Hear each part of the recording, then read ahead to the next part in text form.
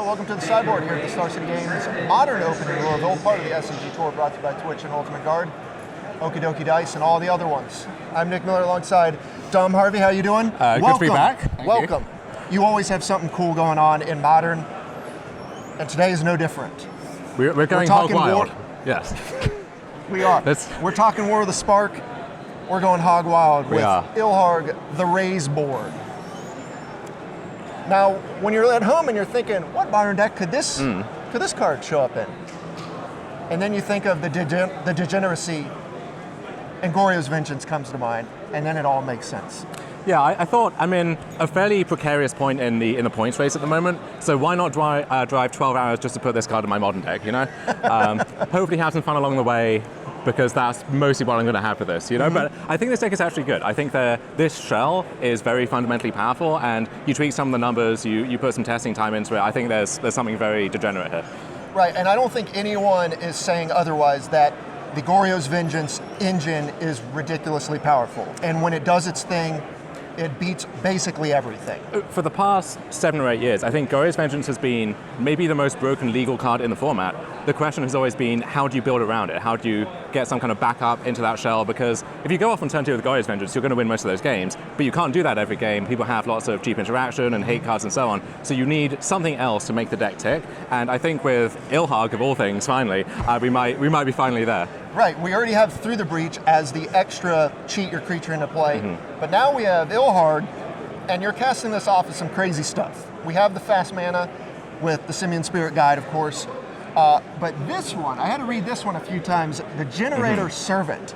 And this was popularized in the Mox list? Yeah, so this black-red deck has been floating around for a while, and I think it was in the Mox last weekend that João Andrade and a few other Portuguese players played this deck with Generator Servant as a main innovation. And when you see it, it immediately makes sense, because this is a deck that really wants that big burst of mana.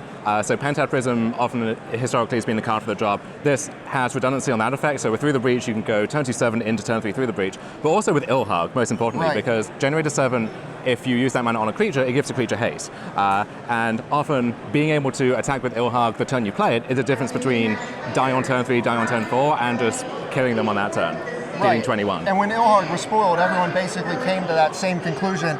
If you can give this thing haste, then we're doing broken things. So there are a lot of Lightning Greaves and Halls of the Bandit Lord running around. I think this is a better shell for it. And so historically, this is like an A plus B combo deck. You want your cheat effect, your Boaryo's Vengeance or your Through the Breach, and your creature, your Griselbrand or your Emrakul.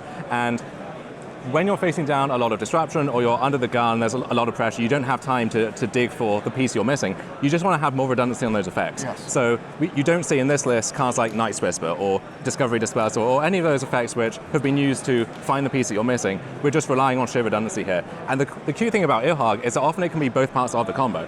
So in Modern, a 6/6, usually not enough to win the game on its own. Primeval Titan accepted some of the time. But especially in post-board games where the games slow down because you can't go off as fast, they have lots of answers for you, and they're diluting their deck to make room for those answers, so they're not doing their thing as quickly. If you just play a 6/6 and their hand is full of Surgical Extractions and Dovin's Vetoes and so on, often that's going to be enough to win the game. And even if they have some answers in their deck still and they draw them, if you have enough time, you're just going to draw that Ilharg again and play it again and put them in the same position. So you have this weird inevitability in your blistering fast turn 2 combo deck now, which is a weird thing to say. Right, and that rider text on the gods and, you know, the Raise board God Pig or whatever this thing is, it's not a god eternal, the Pig God. Hog, Pig, Boar, something in that family, you know?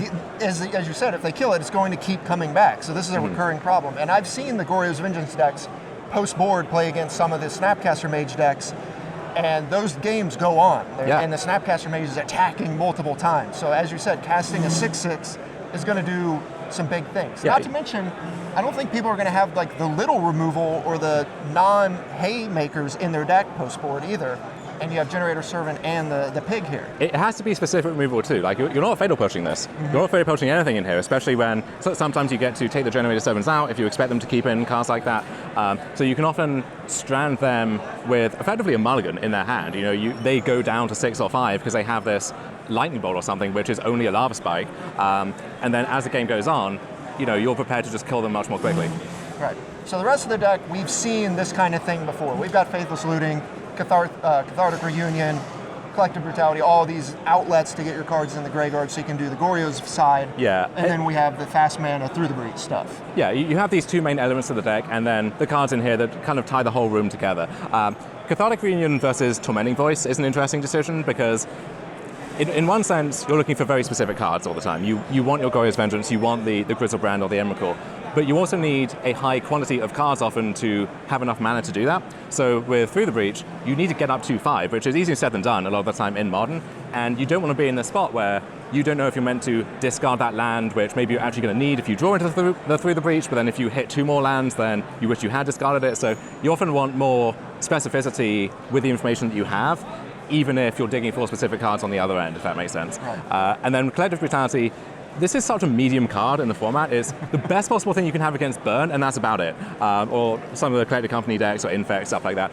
Outside of that, though, it does just enough against everybody to do what you need to do. Sometimes it's just a discard outlet, which is what you need. Sometimes it's the thing that brings them from 17 to 15, so Emrakul is lethal in one hit. All parts of the Buffalo. Yeah, and sometimes or the Hog, or we're going to need an official ruling on this at some point. But sometimes it's also just the thing that clears that one line of defense away so that you can get through that wall. All right, moving on to the sideboard here, we have your interaction effectively. The rest of the deck is all engine. The sideboard here, we have your reactive stuff. Thought Seizes, Anger the Gods, Abrades, more Lightning Axes and such. Chalice of the Void, Blood Moon, and then Terastodon, cube staple. Yeah, the one Terastodon, I don't think it's necessary, but in some of the faster matchups against Amulet or Tron or decks which rely on having certain cards on the board, it's nice to have the 9th thing to cheat in so that you're not stuck digging for that one missing piece. And then also, it gives you an out to stuff like Ensnaring Bridge or just things on the fringes which you might not be cognizant of, but which could screw you over somehow in a game. I think it's worth talking about the Blood Moon and Chalices here, because you're almost, in your combo deck, you're taking a page from the Prison decks in Modern, where you're just accelerating out these lock pieces.